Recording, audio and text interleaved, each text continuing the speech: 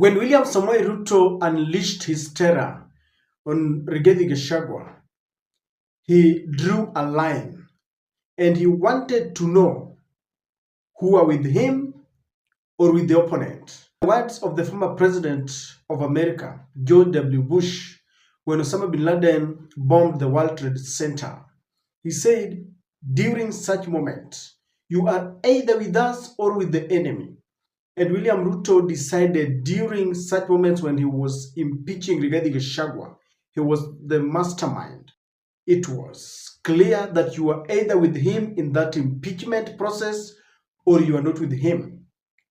And you know, William Ruto is a very brutal politician. He will smile with you, but he will not forgive you. And so in the process, he created many friends and at the same time created many enemies. The ODM became his friends because they lent him a hand. In fact, it is because of that support that William Ruto managed to impeach Rigathi Gachagua. But there are certain politicians who are torn between a rock and a hard place. People like Ndindi Nyoro, Senator Medu, Senator Matangwa. I sometimes feel that name is difficult to pronounce. That is the Senate of Kiambu. They felt they had to be loyal to the people who elected them, the people who did not want Rigathi to be impeached, especially from Mount Kenya, or to swear allegiance to William Samoei Ruto. And some of them decided that they were going to listen to the ground.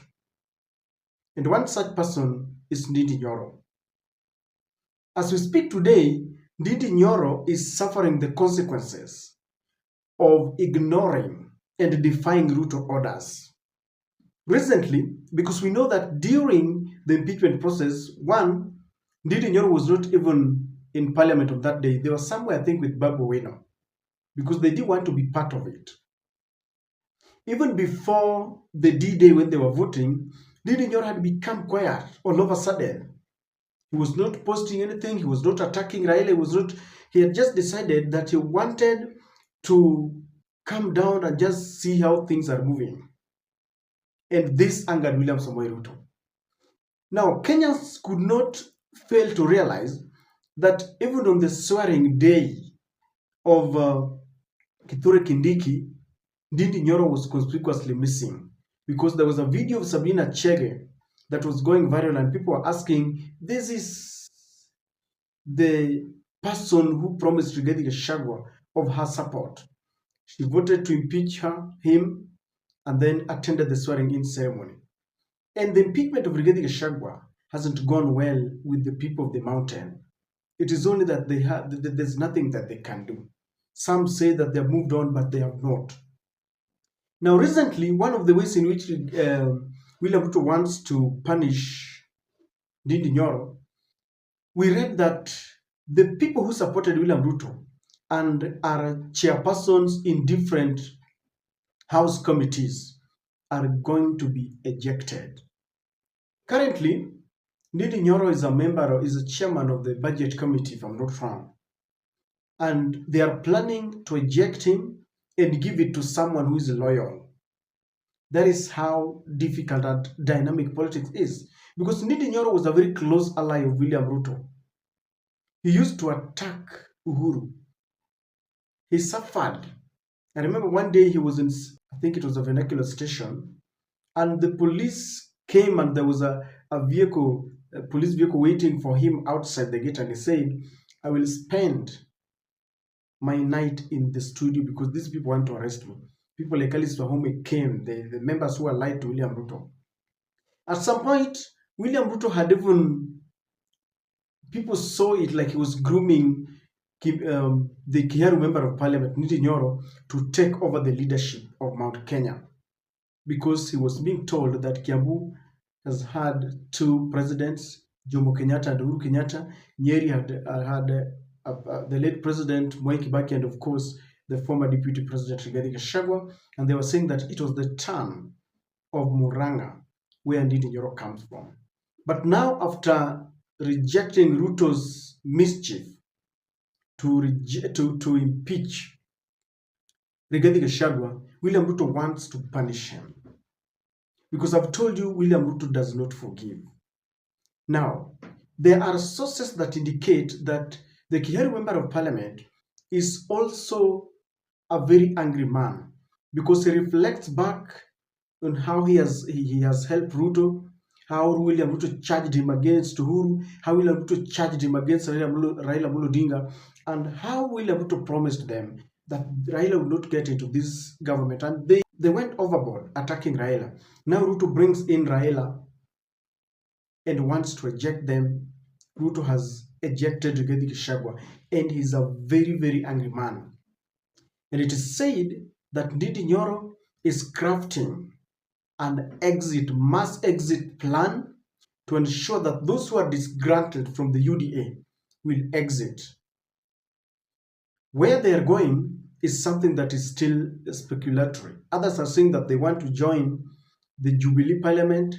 Others are saying that they just want to do what they did to Uhuru during during the Uhuruto second term. They want to just walk out of the UDA and hang somewhere there just to ensure that they don't support William Ruto because he's very upset. It is said that he does not want to wait for the humiliation to be removed from the party position because Ndindi is a rich man, is doing a good job in Kiharu. And it is also being said that the reason why William Ruto wants to punish him is because of that revenge. He decided to defy William Ruto. And William Ruto also wants to use this moment to send a warning to other people. Already people are wondering how the Nyeri Senator Mutahi Kahiga seems to have taken a U-turn.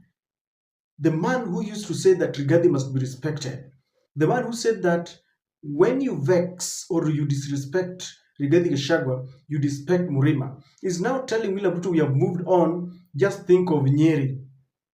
We have accepted. He's not putting a fight anymore. And this is the same thing that people feel. William Ruto wants to send a warning through Kiharu Member of Parliament, through the others who supported Rigathi Gachagua, that if you are found supporting Rigathi, maybe accompanying him to church, they will look for your file and they will open it for you. They will look for it. Ruto also wants to do this because they are creating positions. I understand that the broad-based government are looking for people who are loyal to reward. Those who are rebellious, like Ndindi and this group, are punished and those positions are taken away from them, and others are being rewarded. And William Ruto also wants to dismantle Mount Kenya. I have told you that when he came to power, he said he had a problem with Mount Kenya, but he wanted to take power first. If there is any young leader who is seen to be promising, Ruto wants to annihilate such young leaders. But Ndindi Nyoro, for him, he has decided, I want to listen to the people because come 2027, I will go back to the people. If you look at politicians like Kimani Ichung'wah, I don't know how his performance on the ground is. But from what we hear, he's already a reject and they're not going to vote him. Those are the sources, even though we can't speak with authority because I don't come from Kikuyu, but they are mad because he engineered the ouster and impeachment of his brother. So Ndindi Nyoro is said to be planning that by the time William Ruto is trying to dismantle Mount Kenya, he wants to distance himself so that he waits for the right moment. The question is, should Ndindi Nyoro wait for that humiliation so that he is removed from those very prestigious positions? That is the answer that Ndindi Nyoro is giving people, that he does not want to wait for it. He wants to move away. And there are also secret plans that those who are rebellious their names are going to be removed from the party and they are going to be punished. Remember what happened when William Ruto met with people like Jalango and the rebel group and Raila was complaining. I understand that they are about to start that process to ensure that you either toe the line They will write a letter that you explain, a show cause letter, and if you cannot, you're shown the door. That is exactly what happened to Cleopas Malala. When he tried to align himself with Rigathi, he was shown the door. So Ndindi Nyoro does not want to wait for that period. He wants to beat them in their own game and move out. The question is, will he move alone or with other people? I understand that they are like-minded politicians who are ready even to face a by-election. And they know very well that there will not be any by-election. Even if they say they have moved away from the UDA, we don't have a well-established IEBC. Already we have got 11 pending by-elections, and therefore there's nothing that will happen. They want to take advantage of that and they move. They know that even if they go back to the ballot today, their people are happy that they supported their son, and so they will vote Ndindi Nyoro. We are waiting for that moment because there are a lot of rumors around this, that he's soon writing a letter, he's soon walking out saying, I have moved from UDA. The law requires that when you move to another party, there's a by-election, but that will not happen because even people like Jalang, when Ruto was trying to point them, they never resigned, they never went to for a by-election, despite the chagrin of the opposition. There were complaints here and there. This matter went to the political parties tribunal, nothing happened. And so with that president that William Ruto has made, people like Ndindi Nyoro in anger, they want to walk out. We are really waiting for that moment when Murima is going to look back and say, we supported this man, he has betrayed us, we want to walk away. And I believe that with the support of people like Jeremiah Kioni, another angry lord, it is going to be fireworks in Murima.